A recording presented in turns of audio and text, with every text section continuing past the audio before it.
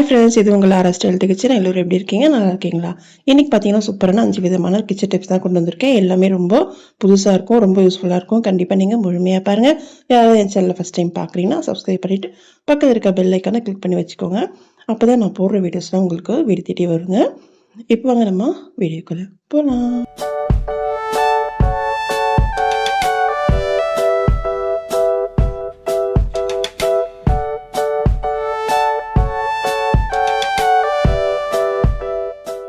First tip பார்த்தீங்கன்னா ஒரு powder நம்ம ரெடி பண்ண போகிறோம். அதுக்கு நான் யூஸ் பண்ணுற பொருள் பார்த்தீங்கன்னா நம்ம கோலம் போடுற கோலமாவு தாங்க. இது பார்த்தீங்கன்னா எல்லா வித க்ளீனிங் பர்பஸ்க்கும் ரொம்ப யூஸ்ஃபுல்லாக இருக்கும். ஏன்னா இது ஒரு மாதிரி நமக்கு நரன்னு இருக்கு இல்லையா, அதனால நம்ம வந்து க்ளீனிங் பர்பஸ்க்கு யூஸ் பண்ணும்போது நல்லாவே அழுக்கெல்லாம் எடுத்து கொடுக்கும்.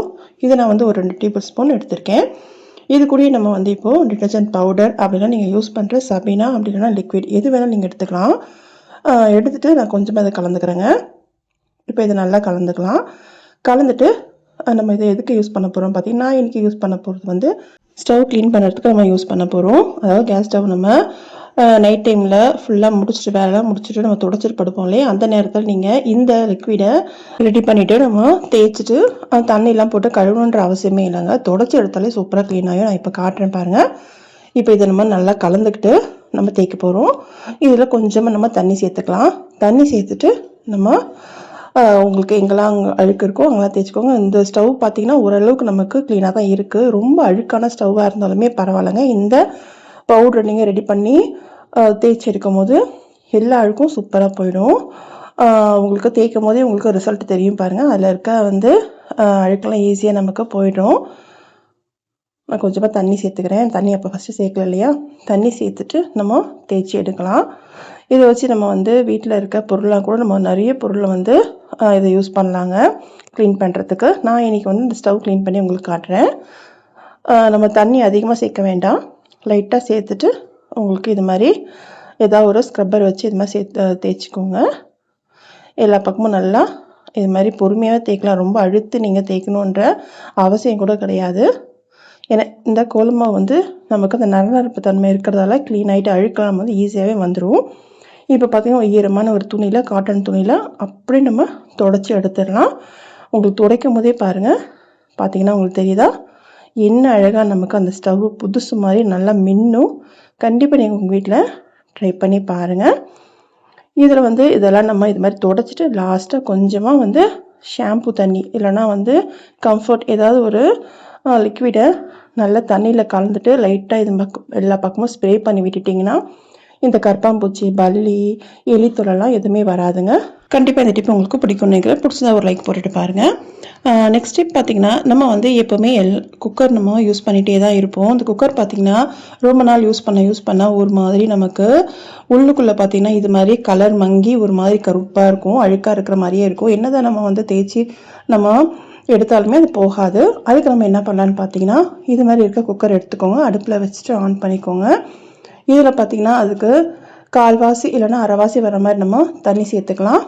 சேர்த்துட்டு இதில் நம்ம என்னென்ன போட போகிறோம் பார்த்தீங்கன்னா, நான் வந்து இன்றைக்கி பேக்கிங் சோடா யூஸ் பண்ணுறேன். பேக்கிங் சோடா வந்து ஒரு 2 ஸ்பூன் எடுத்துக்கோங்க.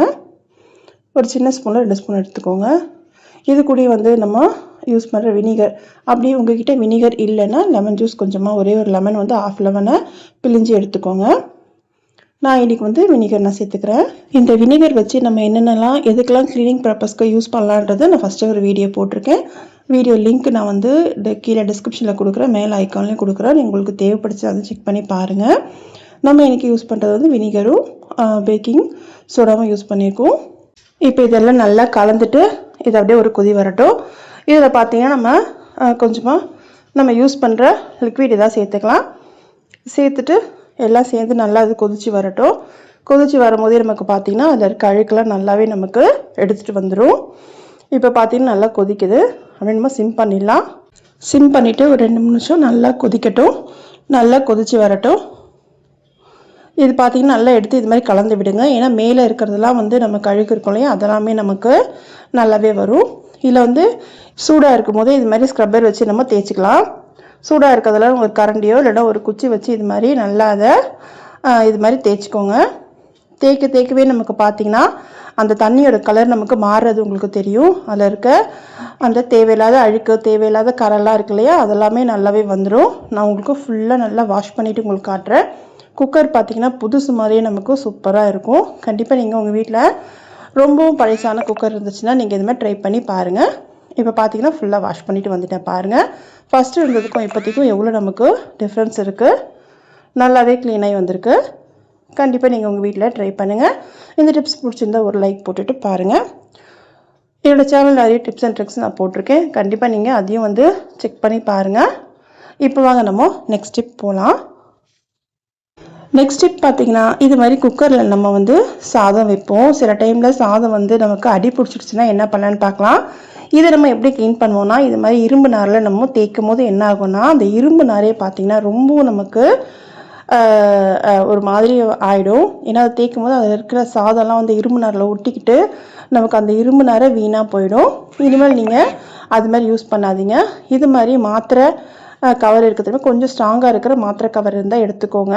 எடுத்துகிட்டு இதை வச்சு நம்ம தேய்க்கும் போது ரொம்ப ஈஸியாக நமக்கு அந்த அடி பிடிச்சது ஈஸியாகவே வந்துடுங்க. பாருங்கள், நான் உங்களுக்கு எடுத்து காட்டுறேன் எவ்வளோ ஈஸியாக நமக்கு வந்துச்சு பாருங்கள். இனிமேல் இந்த இரும்பு ஸ்க்ரப்பர் வச்சு நீங்கள் தேய்க்காதீங்க. இதுமாரி மாத்திரை கவர், அதாவது காலியான மாத்திரை கவர் கொஞ்சம் வந்து வளையாத இருக்கிற மாத்திரை கவராக பார்த்து நீங்கள் எடுத்துக்கோங்க. கொஞ்சம் ஸ்ட்ராங்காக இருக்கிற மாதிரி எடுத்துகிட்டு இது மாதிரி தேய்க்கும் போது சூப்பராக நமக்கு க்ளீனாகி வந்துடும். பாருங்கள், அதில் அடி பிடிச்சிருந்தா எந்த வித பொருளுமே அதில் இல்லை. பாருங்கள், உங்களுக்கு நல்லா தெரியுதா? இப்போ நம்ம வந்து சபீனா போட்டு நம்ம தேய்க்க போகிறோம். நான் வந்து சபீனா யூஸ் பண்ணுறேன். நீங்கள் லிக்விட்னாலும் லிக்விட் யூஸ் பண்ணிக்கோங்க. சபீனா போட்டு தேய்க்கும் போது நம்ம வந்து மருந்து கவர் இருக்கு இல்லையா, அந்த கவர் வச்சு நான் தேய்க்கிறேன். இன்னும் நமக்கு நல்லா க்ளீனாகி கொடுக்கும். இது வந்து ஒரு ஸ்க்ரப்பர் மாதிரி நமக்கு வேலை செய்கிறதால அதில் இருக்க அழுக்கு, அதில் இருக்கிற எல்லா கரையுமே நல்லாவே எடுத்து கொடுக்கும். கண்டிப்பாக நீங்களும் இது மாதிரி ட்ரை பண்ணி பாருங்கள். சூப்பராக நமக்கு க்ளீன் பண்ணிட்டோம். கண்டிப்பாக இந்த டிப் உங்களுக்கு பிடிக்கும்னு நினைக்கிறேன். பிடிச்சிருந்தா ஒரு லைக் போட்டுட்டு பாருங்கள். இப்போ வாங்க நம்ம நெக்ஸ்ட் டிப் போகலாம். நெக்ஸ்ட் டிப் பார்த்திங்கன்னா, நம்ம யூஸ் பண்ணுற பால் பாத்திரம் எப்படி வந்து ஈஸியாக கழுவுறான்னு பார்க்கலாங்க. இது பார்த்திங்கன்னா பால் பாத்திரம் யூஸ் பண்ணிவிட்டு நம்ம வச்சுட்டோம்னாவே கொஞ்சம் காஞ்சிச்சினாலே அதை வந்து தேய்க்கிறது ரொம்ப கஷ்டம். அதுக்கும் நான் வந்து இந்த மாத்திரை கவர் தான் யூஸ் பண்ணுறேன். பாருங்கள் எவ்வளோ ஈஸியாக நம்ம வந்து அந்த மாத்திரை கவர் வச்சு நம்ம அதில் இருக்க கரையெல்லாம் ஈஸியாக எடுத்துடலாம். கண்டிப்பாக நீங்கள் இதை வந்து ட்ரை பண்ணுங்கள். இது வந்து ஒரு சூப்பரான ஒரு சொல்யூஷனாக இருக்கும். ஏன்னா கை வலி எதுவுமே இல்லாமல் ஈஸியாக நம்ம தேய்க்கும் போதே பார்த்திங்கன்னா அந்த முனையில் இருக்க அந்த முனையை இருக்கு இல்லையா, மாத்திரை கவரில் முனை, அதை தேய்க்கும் போது என்ன ஆகணும், அதில் இருக்க அழுக்கு வந்து, அதாவது அடி பிடிச்சிருக்க வந்து ஈஸியாகவே வந்துடும். இரும்புனா இருக்கும், நம்ம தேய்க்கிறது கொஞ்சம் கஷ்டமாக இருக்கும்.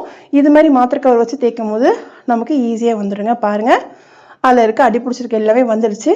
திருப்பி வந்து நம்ம தேய்க்கிறதுக்கு நான் என்ன பண்ண போகிறோன்னா, ஃபஸ்ட்டு நம்ம யூஸ் பண்ணுவோம் இல்லையா அந்த கோலமாவும் லிக்விடும் சேர்த்த ஒரு கலவை, அந்த கலவையை வச்சு நம்ம இதில் தேய்க்க போகிறோம். இது மாதிரி பால் பாத்திரம், அடி பிடிச்ச பாத்திரத்துக்கெலாம் நீங்கள் இந்த கோலமாவு கொஞ்சமாக சேர்த்துட்டு எந்த வித நீங்கள் யூஸ் பண்ணுற லிக்விட் இருக்கு இல்லையா, நீங்கள் யூஸ் பண்ணுற லிக்விடோ இல்லை வந்து சபீனாவோ எதுவும் சேர்த்துட்டு நீங்கள் தேய்க்கும் போது அதில் இருக்க அழுக்கெல்லாம் நல்லாவே நமக்கு ஈஸியாக வந்துடுங்க. இந்த கோலமாவு வந்து கொஞ்சம் நரநரப்பு தன்மை இருக்கிறதுனால நமக்கு அழகாக வந்துடும். கண்டிப்பாக நீங்கள் ரொம்பவும் அடி பிடிச்ச பாத்திரமோ இல்லை வந்து ரொம்பவும் எனக்கு ஸ்ட்ரெயின் அதிகமாக இருக்கிற பாத்திரம் இருந்துச்சுன்னா இது மாதிரி கோலமாவு கொஞ்சமாக போட்டு நீங்கள் தேய்ச்சி பாருங்கள். அந்த பாத்திரமே பார்த்திங்கன்னா நல்லாவே ஒரு பளபளப்பு தன்மையோட புதுசு மாதிரியே ஜொலிக்கும். கண்டிப்பாக இந்த டிப்ஸ் எல்லாம் உங்களுக்கு ரொம்ப பிடிக்கும்னு நினைக்கிறேன். இப்போ நான் உள்ள ஃபுல்லாக தேய்ச்சிட்டு நான் உங்களுக்கு காட்டுறேன், வாஷ் பண்ணிவிட்டு காட்டுறேன். இந்த பாத்திரம் பார்த்திங்கன்னா அவ்வளோ நமக்கு புதுசு மாதிரியே நமக்கு மாறிடும். நான் ஃபுல்லாக வாஷ் பண்ணிவிட்டு காட்டுறேன் பாருங்கள். நீங்கள் இது மாதிரி பால் பாத்திரத்தில் நல்லா இது மாதிரி தேய்ச்சி நல்லா வாஷ் பண்ணிவிட்டு நீங்கள் நெக்ஸ்ட் டைம் பால் நீங்கள் காய்ச்சும் போதுனா பால் கெட்டு போகாமல் இருக்கும். அதனால் பால் பாத்திரம் நீங்கள் தேய்க்கும் போது ரொம்ப நீங்கள் கவனமாக தேய்க்கணும். கொஞ்சமாக நமக்கு அங்கே எங்கேயாவது கரை இருந்தாலுமே பால் வந்து கெட்டு போயிடும். கண்டிப்பாக நீங்கள் இந்த டிப்ஸ் எல்லாம் உங்களுக்கு யூஸ்ஃபுல்லாக இருக்கும்னு நினைக்கிறேன். இப்போ வாங்க நம்ம நெக்ஸ்ட் டிப் போகலாம்.